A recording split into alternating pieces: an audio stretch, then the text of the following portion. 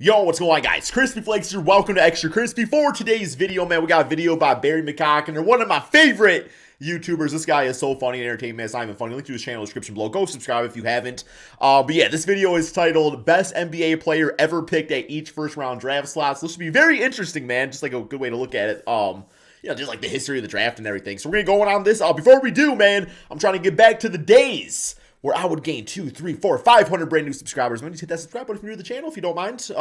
Also, just hit the like button too. You know, if you're watching this video, help me grow this channel, man. Like we trying to make it, mama. We trying to make it, and I need your help to do that. Let's get it. In this video, I'm creating the all-time NBA draft first round. What does this mean? I'm going to name the best NBA players ever picked at each draft slot from 1 to 30. Why 30? Because the NBA's first round has had 30 picks since 2005. Some of the players listed weren't first-round picks in their era, but they're still eligible. It's pretty straightforward. No offense to the LGBTQ community. Without further ado, let's begin. The best first overall pick ever, LeBron James. Easy. The most polarizing player in NBA history. No matter where you land on the LeBron scale, nobody can deny his ability and greatness on the basketball court. He's been an MVP caliber player for almost— I don't know if he's going to do this, but I hope he does give us like honorable mentions and stuff, because like there's so many, like especially when you get like later in the draft, I'm gonna just like forget like who was drafted at number 18. Has the best combination of longevity and production of any player ever. McDaniels behind him. Coming close. Even if you don't think he's as good as Jordan, he still has an argument for being the GOAT and is at worst a top 2 player ever. He has 4 rings and 4 finals at worst, which is a lot, but it still kind of undersells how dominant he was in the postseason for most of his career. He had several historically dominant postseason runs like 2009, 2017, and 2018, and without a ring, bad luck and factors out. Look at that resume. I want to live in a world where Kyrie's kneecap never exploded in 2015 and KD never went to Golden State in 2016. The best second overall pick ever, Kevin Durant. There's some competition here from Bill Russell and Jerry West, but ultimately I went with Durant, who is arguably the most complete scorer in NBA history. See, that's interesting because, like, you see a lot of people have, like, Bill Russell on, like, their top 10 players of all time, but you really don't see, like, Kevin Durant listed there. I'm not saying he doesn't. I mean, I did a poll on my Twitter at ChrisFlakes2K the other day, like, asking, like, if people liked or thought that Kevin Durant or Larry Bird was better, and a lot of people said Kevin Durant. Like, the poll was outnumbered, but I also got a lot of hate, too, being like, Crispy's a Larry Bird hater. I'm like, I'm just asking the question, man. Of course, with KD, his legacy will always be heavily impacted by his decision to join Golden State during his prime, and that kind of muddies the waters a bit. But like with LeBron, even if you dislike KD, you can't deny his prodigious talent. He is literally unstoppable as a scorer and has been a consensus top 2 or 3 player in the world for over a decade now. If he is able to win a ring with Brooklyn, he will skyrocket up people's all-time list. The best third overall pick ever, Michael Jordan. MJ is not only viewed by many as the best basketball player ever, he's viewed as arguably the best athlete in sports history. Who was picked over KD? Was that Odin? Greg Oden, I think, right? Hasn't already been said millions of times. He has probably the best peak stretch in NBA history. He combined his freakish physical gifts with a technical brilliance and a psychotic mindset that, quite frankly, has never been seen anywhere else. He took over cigars and steaks on a more consistent basis than anybody else. That diet. He never had an goat objectively bad playoff series. Not really. Lost. Don't this is smoke, why, children. As much as it pains me to say this as a LeBron fan, I've come to recently view Michael Jordan as the GOAT. He was just too damn good. Although I still contend anybody who pretends like he's leaps and bounds ahead of LeBron is wrong. I'm going to inject a marijuana into my ass now. The best 4th overall pick ever. It's one way to not smoke. CP3's place in history is interesting. He's been an amazing CP3 player for his entire career and is absolutely beloved by advanced stats. What the hell is he doing to incredible efficiency and assist-to-turnover ratio. He undeniably makes every team he is on much better. Yet, for the most part, postseason success has largely eluded him. It's not as if he's a terrible playoff performer either. He's individually been very good. But injuries and perhaps being a little too unselfish at times have resulted in just 1 finals appearance and 2 conference finals appearances in 16 seasons.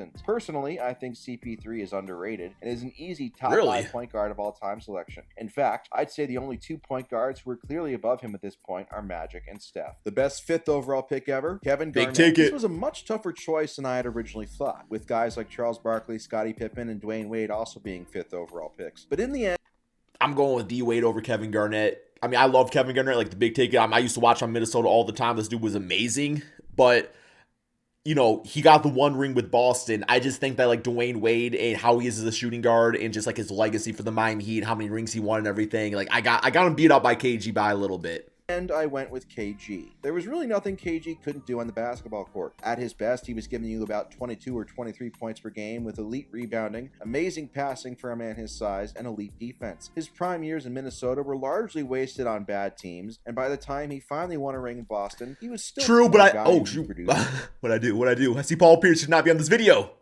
Here we go. Is how many rings would he have had if he had switched places with Tim Duncan in San Antonio? Nobody will ever know, but KG was a monster and would have been even scarier if he had been drafted into today's NBA, where a lot of his long twos would have been turned into threes. True. The best sixth overall pick ever? Larry Bird. A pretty easy choice here. Larry Legend is a consensus top 5 to 10 player of all time. One of the rare players who was instantly elite and remained that way pretty much their entire career. Of course, with Bird, he dealt with back problems that shortened his career, but every year in his prime, the Celtics were title contenders thanks to his all-around brilliance. Sure, he had great teammates, but Bird was the engine that made Boston go. As I've said, always playmaking, man. The only hang-up with Bird for me, besides his back issues, is that his playoff career isn't quite as great as people remember. But nonetheless, he was arguably the best player in the world for half a decade before a guy named Jordan showed up. Unrelated, but when you watch Bird play, he's strikingly similar to Nikola Jokic, who is who I think Bird would be. I was literally just thinking that. That's crazy. Like, as soon as he did like that little pass like that, like by like Giannis said, I was like, that's giving me like Jokic vibes right there. I'm glad he said that. All right, I wasn't gonna say anything, but I swear I'm not just saying that because both are white. I hate racism. The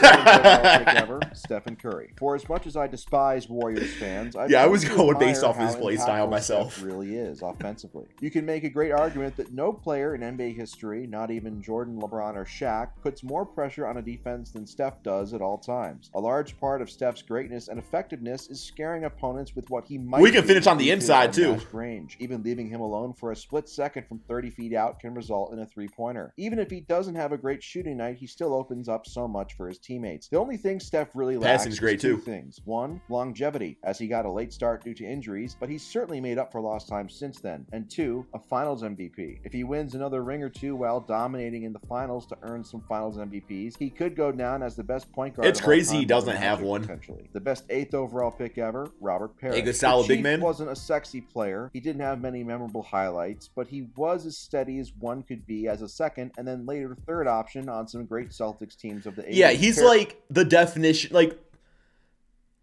I guess maybe like to like compare to like a player today, maybe like a Jared Allen, maybe like a Rudy Gobert, but I feel like he's a bit more mobile than Rudy Gobert is, so I don't know.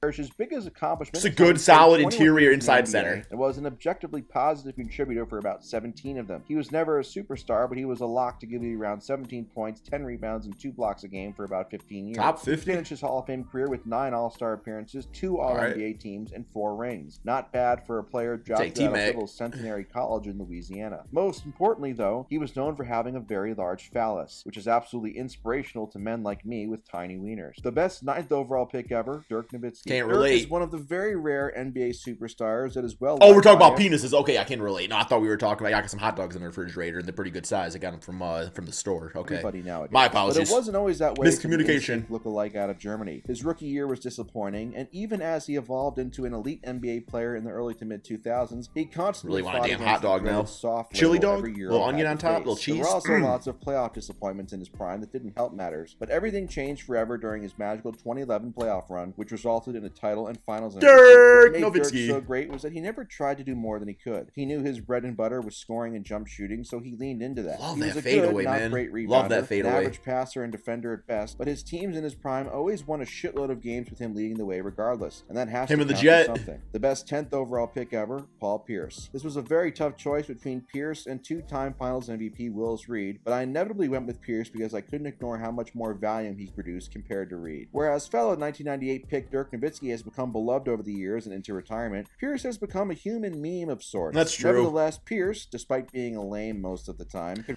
I liked Paul Pierce better when he didn't say a lot, like when it was just like in the NBA. Like he was still kind of like cocky and stuff in the NBA, but he's just said so many like stupid takes over the years.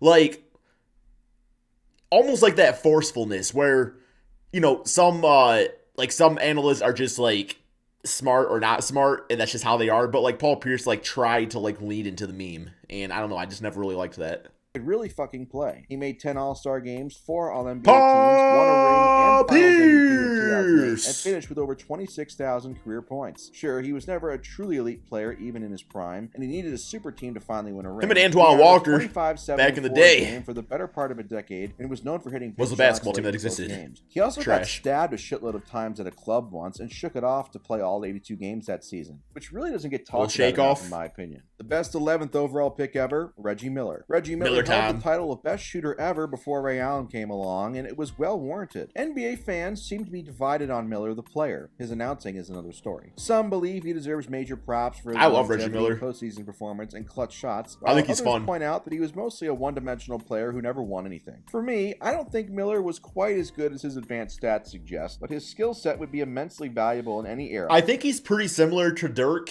in the mindset of he knew what he was good at, and that's what he embraced. He was a three-point shooter in an era where three-pointers were not as sought out. But also, especially like early on, he did have, like that early on, like athleticism, stuff like into the basket and everything. So we could do that too. Defensively, I think he was serviceable. He was never like an elite defender. But I mean, his ball movement was great and everything like that. I love Reggie Miller. Like, I liked him for a long time, and I do remember when he like retired and he passed the torch to like Rip Hamilton on the Pistons, who was like the mid-range assassin. So I love Miller Killer, man. Especially I really do. Today, I also like how he had an edge to him and wasn't afraid of anybody. I think in general he is pretty properly rated and is an easy choice as the best 11th overall pick ever. The best 12th overall pick ever, Dr. J. Serving. Dr. J is arguably the most liked NBA player ever due to his fan-friendly style of play. It says a lot that a young Michael Jordan was compared to Dr. J. That length, man. Dr. J's best years all came in the ABA, which led to some inflated stats due to the league not really giving a fuck about defense. Once the ABA folded and Doc made the transition to the NBA, his numbers unsurprisingly dropped, and he was never as good as he was in the ABA. But he was still a premier player of the late 70s. Once he got rid of that afro. Alongside Bird, Magic, Moses, and Kareem. He won an MVP in 1981, but didn't win a title. Bro, you don't see finger rolls like that no more, man. You really don't. Sick. Dr. J was a guy who did everything pretty well despite not having a great jump shot, and was still an objectively good player until the day he retired. The best 13th overall pick ever, Kobe Bryant. I still contend that Kobe is the most overrated player in NBA history due to constantly being in convos he doesn't belong in, but he was still a legendary player. That kind of sums up the Kobe conundrum. He is overrated and a legend at the same time. His career was incredible, yet he could I think it's because Kobe is one of the most loved players of all time. So, and being a Laker too, let's be honest, like Laker fans, not saying you're all this way, but Laker fans can be very delusional and stuff like that and over-evaluate, their legend and stuff more so than like other fan bases. But I think the reason it gets put in those conversations is because he is great. I mean, if Michael Jordan was never a thing, like Kobe would be the greatest shooting guard of all time. So, I don't know. Escape the shadow of Michael Jordan, just like LeBron. Kobe's 13-year. But I don't think Kobe's the GOAT. Like, it's either MJ or LeBron. Overlooked, in my opinion. And it's also wrong to say he was simply carried by Shaq for his first 3 rings. Shaq was the best player, sure, but Kobe did his part, especially in 2001 and 2002. He wasn't a great NBA Finals performer, but his playoff performances in the conference playoffs to get LA to 3 straight finals from 2008 to 2010 were great. I was never a Kobe fan, but I've grown to appreciate his game more as the years have progressed. Rest in peace. The best 14th overall pick ever, Clyde Drexler. Perhaps no player's man. career has been more impacted by Michael Jordan than Drexler. He was the clear-cut second-best shooting guard of his era behind the famously responsible gambler. Drexler was basically MJ light. He was really good at everything that MJ was great at, which still gives you a hell of a player. Yeah, he don't get talked about too much these days. MJ kicking Drexler's ass in the 1992 finals, but that's a little unfair to Drexler in my opinion. Drexler's biggest problem was settling for threes even though he wasn't a great shooter, and also being kind of soft. But nevertheless, he would eventually get his elusive ring in 1995 after being traded to Houston. If not for MJ's parents having sex to create MJ, it would be Drexler who would probably have another ring and be remembered as the top shooting guard of the 1990s. The best 15th overall pick ever, Giannis Antetokounmpo. Number 15, this was not man. As clear-cut of a selection as one might think, as Steve Nash and Kawhi Leonard are also 15th overall picks. But Giannis has a longevity over Kawhi Leonard, where I definitely have Giannis over Kawhi now. I mean, Kawhi's great, don't get me wrong, but I got Giannis over Kawhi. Steve Nash is good because good in the sense that I think Chris Paul's good. We're like, yeah, the numbers, I mean, obviously, like, back in the day were so crazy good and everything like that, but not like the sexiest stat lines out there as opposed to like Giannis, who can give you like Dame 30 points, 20 rebounds, and a few blocks on any given night. Clears Nash in terms of impact, especially after his and he still got the MVPs. He got the championship ring with CP3 and, well, not CP3 on national guy. And potential. Giannis is only 27 and already building a top 5 to 10 player of all time type resume. Really it was is tough though, since Kawhi is a truly ridiculous postseason performer, but he just can't stay healthy and doesn't have the volume totals. Giannis, meanwhile, looks primed to dominate the league for the next 10 years at least. It took a lot of luck for him to win a ring last year, but being 27, you know what? Oh man, it's tough. Like Giannis, I'm wondering how he is going to age as a player, because he is so athletic base, but also I could see Giannis taking on a role where maybe eventually, you know, as he gets older and still has some of that athleticism, like the length ain't never going to go away.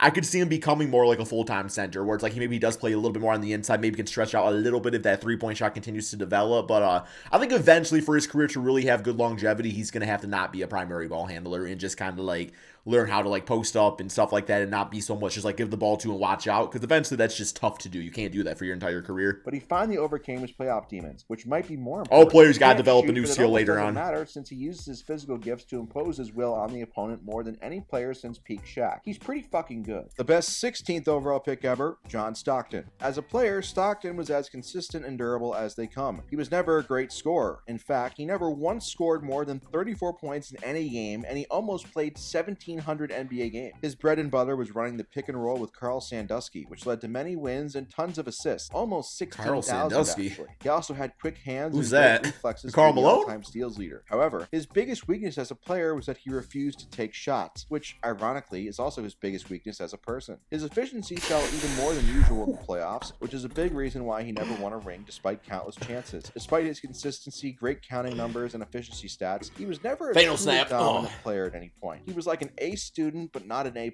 student. But he's still far and away the best 16th overall pick ever. The best 17th. Okay, let me get a little respect to John Stockton real quick. People say I disrespect him. As far as duos go, I feel like John Stockton, if he did not have Karl Malone or vice versa, they would not have been as good. Those like those guys together make up one of the greatest duos of all time. That's just plain and simple. I just like individually but then again, that's how the team was ran, and he put up his numbers. So I don't know, man. Overall pick ever, Sean Kemp. Kemp was one of the most exciting players of the 1990s and even played really well in the 96 finals against the Bulls. He made 6 All-Star games and 3 All-NBA teams, but he should have been even better than he was. Unfortunately, the Rain Man suffered from Zion Williamson disease, which is to say he enjoyed stuffing his fucking face with a shitload of food. No! That never...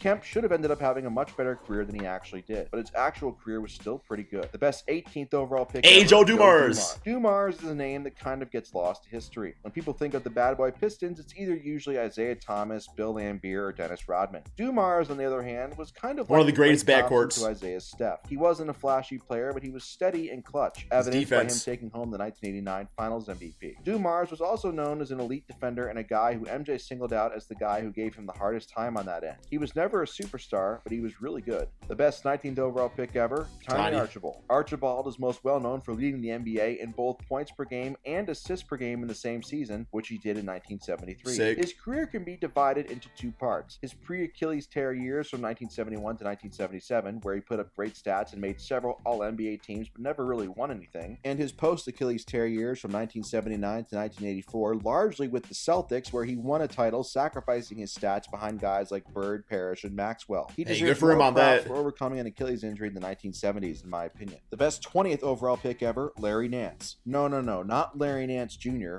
Larry Nance, his father. Nance Sr. is an extremely overlooked player. Remember on the Cavs, mainly. On all defensive teams, while averaging a very respectable 17, 8, and 3 with 2 blocks per game for his career. In fact, I'm not sure why this guy wasn't more highly thought of. He could score efficiently, rebound well, pass a little bit, and defend pretty well. He kind of looking at his numbers right here, those are good respected numbers in the time, but there's been so many guys that have played basketball over the years where, with Joe Dumars or, Larry Nance, it is really easy to just forget You know, it's like, this resume is good. It's not as impressive as some other, you know, resumes of like legends past and stuff like that, which is why they get forgotten about, in my opinion. It falls into that Sean Marion tier of forgotten guys who just did everything. Love Sean Marion. Really well. Love Sean Marion. The best 21st overall pick ever, Michael Finley. I love. Oh man. Dallas Mavericks. Michael Finley, like NBA 2K6. Oh man, watch out. Oh, you're gonna get buckets from him, man. Let me tell you. Early 2000s. Oh man, him and James Posey alongside a young Dirk and Jason Capono. He played major minutes, 3 times leading the league in minutes per game, and like several other players on this list, could do a lot of things really well, but was never a dominant Look at that cartwheel. or superstar. As his career progressed in the post-Dallas years, he became a role player for the Spurs, even winning a ring in 2007. Good for you, Mike. Everybody, please golf clap. Thank you. The best 22nd overall pick ever, Truck Robinson. What a cool name. Let me start out by saying that this motherfucker's name was Truck. Imagine that. Right. Imagine a guy named Truck making first team All-NBA today. Well, that's what Robinson actually did in 1978 while averaging 22 points per game and leading the league in rebounds. Okay, so his actual first name isn't actually Truck. It's Leonard, but Truck is so much more badass. He really is. There haven't been a lot of great 22nd overall picks in NBA history, so he will have to do. Long live Truck, the best 23rd overall pick ever. Good pick right here, Alex English. Was the leading scorer mid-range in the god. 1980s. A pretty cool distinction. He's in the Hall of Fame, made 8 All-Star games, 3 All-NBA teams, and won the scoring title in 1983. From 1982 to 1989, beautiful high floater he got. 27, 5, and 5 per game for some good, not great Nuggets teams. Sure, he wasn't a great defender, but who gives a fuck? He was playing in cold-ass Denver. Nobody was paying to watch him play defense. He was there to score the fucking rock, and he did that at an elite level. That he did. 24th overall pick ever, Kyle Lowry. This was a close pick between Lowry and Terry Porter, but I ultimately went with Lowry due to his voluptuous giant ass. I mean, fuck, that wasn't supposed to come out. How do you delete this? Lowry didn't become a regular starter in the league until his 5th season and gradually improved to become arguably the best player in Raptors franchise history, making 6 All-Star games and an All-NBA team with them. Oh yeah, he also won a ring there in 2019, outplaying Steph Curry in the title-clinching Game 6 road win. He might flop a lot, but he's a good player. The best 25th overall pick ever, Mark Price. This guy don't be talked about a lot. Scrappy hard worker Mark Price was, am I right? He quickly emerged as one of the better point guards in the league in the late 80s. I feel like Mark Price is somebody that's really been lost to the past because of, you know, like LeBron, Kyrie, guys like that coming through Cleveland and stuff. Like, before LeBron was there, like, Mark Price was the guy. Like, that's just who was talked about as, like, Cleveland's, like, best player in franchise history. In the 90s, he was a dead-eye shooter, no offense to Fetty Wap. He was essentially John Stockton light and just did a lot of things really well. He was also a guy you'd love marrying your daughter, similar to Cooper Kupp. Price kind of had a short career, though, and quickly fell off after turning 30, but he's arguably the second best player the Cavaliers have ever had behind LeBron. That's got to count for something, right? The best 26th overall pick ever, Vlade Divac.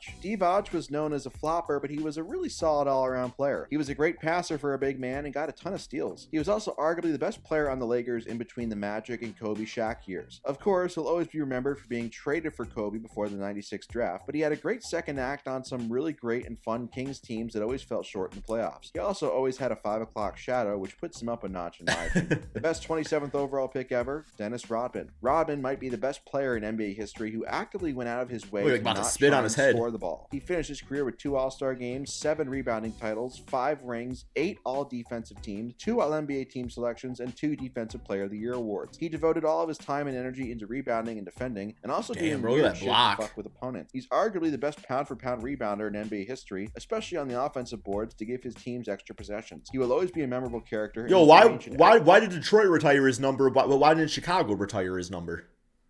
That's actually kind of like, I feel like the Chicago should retire it too. Absolutely be studied after he dies, which hopefully isn't for a very long time. The best 28th overall pick Tony ever, Parker. Hide your wives. Just kidding. Kind of. Parker was a consistent presence during the glory. Yo, didn't he cheat on took a while to hit his stride. Evan Longoria? He never really put up superstar numbers, but he was extremely quick and knew how to get into the lane despite his smaller size and stature. He made 6 All-Star games, 4 All-NBA teams, won 4. I enjoyed watching his development when he first came to the league. Really did. Against an overmatched Cavs team featuring LeBron and a bunch of Make-A-Wish kids. He probably would have put up better individual stats on other teams in his prime, but I'm sure he's content with his rings and legacy in San Antonio. The best 29th overall pick ever, Dennis Johnson. Johnson's career was interesting. He started out on some contending Sonics teams in the late 70s, even winning a ring and Finals MVP in 1979, before being shipped off to Phoenix for 3 years, where he had his best statistical seasons but didn't win anything. Then he got traded again, this time to Boston, where he's perhaps best remembered as the scrappy lead point guard. His individual stats were solid, not great, but everybody who played with and against him swears by him. In the end, he's in the Hall of Fame, made 5 All-Star games, 2 All-NBA teams, 9 All-Defensive teams, and that's pretty damn impressive resume. To his aforementioned that's pretty dang good. The best 30th overall pick ever, Jimmy Butler. Finally, we close out this video with Jimmy Butler at the 30th spot. Butler wasn't much to write home about his first several years, but in year 4, he really took off. He was fun to watch in Chicago. 20 points per game guy who contributes in every facet of the game. He's made 6 All-Star games, 4 All-NBA teams, 5 All-Defensive teams, and had an all-time great finals performance in 2020 with Miami in a losing effort. He's carved out a hell of a career for himself, has been way better than anybody, including me, ever thought he'd be. The only real thing he has left to accomplish is a ring, which is still a possibility considering the Miami team he's on right now is really pretty good. Yeah. We shall see.